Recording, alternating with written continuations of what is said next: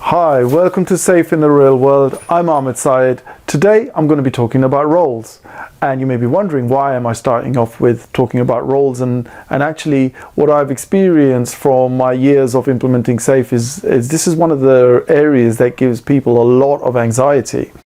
And so that's why that's one of the areas that I want to focus on today. So I want to talk to you about 10 things about roles that I think you might find useful. Now, in this video today, we're not going to be talking about all of the different types of roles. We're not going to be talking about the roles at the different levels within Safe. As you know, you've got 4 levels within Safe. We're not going to be talking about any of that. That's going to be covered in other subsequent videos. Today, I want to talk about the roles generally, how to think about roles when you're actually implementing Safe in your organization. So let's get started. Okay, so the first thing that is really important is when we're implementing Safe in our organization is to realize that roles are not titles. Now, traditionally, many organizations that are transitioning from waterfall to agile, they conflate the organizational title with the roles, and I've seen that quite often, where you've got people actually looking at their roles and then they're trying to equate that onto this. They look at the organizational title and trying to equate that onto the Safe role. So these are different.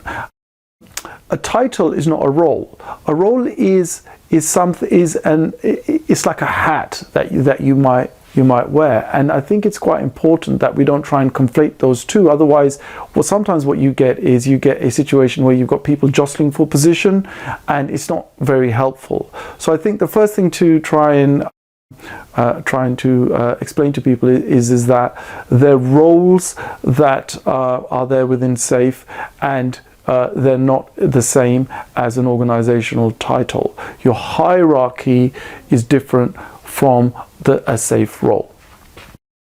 The second thing that I think I would want to call out is that a role doesn't necessarily need to be done by one person. There's not necessarily a one-to-one relationship between a role and a person. You could have some roles that are done by different people. For example, you may have a business owner, and you may have multiple business owners inside Safe. There are some roles that you wouldn't want to have multiple people in. For example, you wouldn't want to have multiple Scrum Masters for a team, right?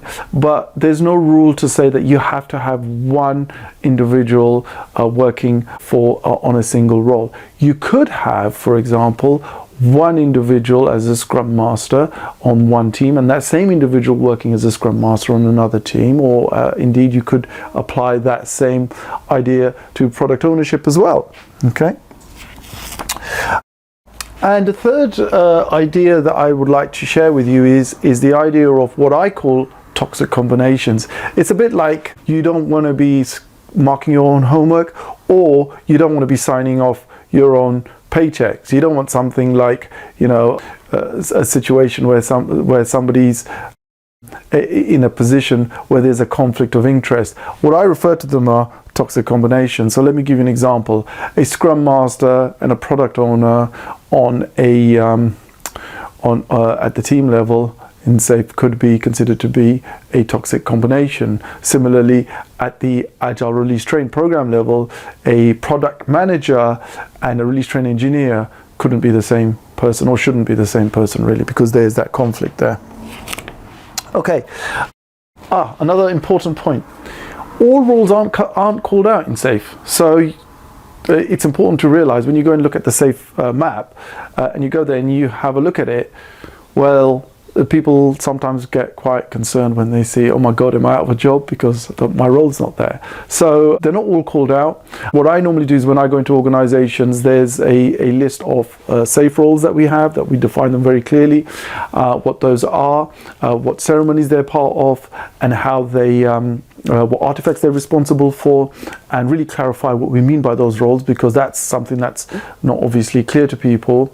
But bear in mind, you're going to have some roles over there that are not called out in Safe, so you would want to have those defined as well. And I call those out separately.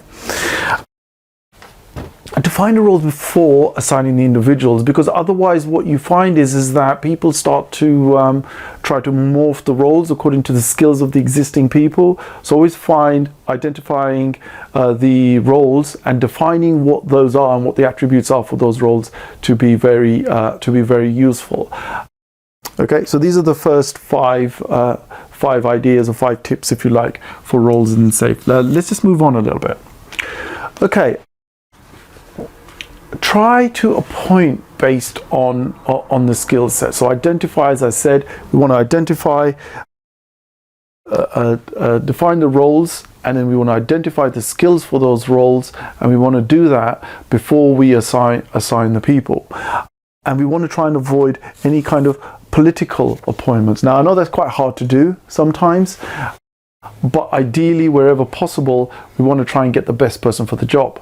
Now, what I've seen is that when the further up you go in terms of the organization, if there's dysfunction over there, the more impact they can have across the Agile release train. So if you've got somebody who's not doing an effective job, say at the program tier, then you've got the possibility of it impacting a large number of people. So just be wary of that.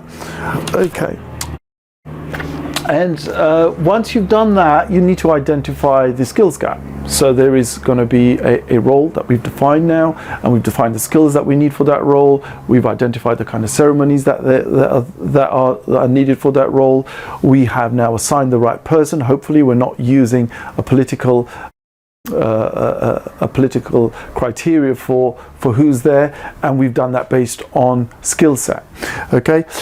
But there will still be, especially for people that are organizations that are transitioning to SAFe, there's going to be a skills gap over there. So it's very important that we train up each of those individuals with that skills gap, and we try and fill that skills gap so that they're able to fulfill their roles effectively. Okay, and lastly, this is very important because we need to ensure that the person has the time to actually fulfill their role. And frequently I've seen is that we've got the right person, they've got the right skills, they've been trained up properly, but they just don't have the time to do an effective job. So that's really important that we have that situation where each individual has enough time to fulfill their job. Look, so this is the broad brush things that I would encourage you to think about when you're starting off with SAFe and you're thinking about the roles. In follow-on videos, I'm going to go into a little bit more detail around how do we identify these roles, how do we define some of these roles, some tips and some ideas around that. So I hope you found this video useful, and look forward to seeing you on the next video. Thanks very much. Bye.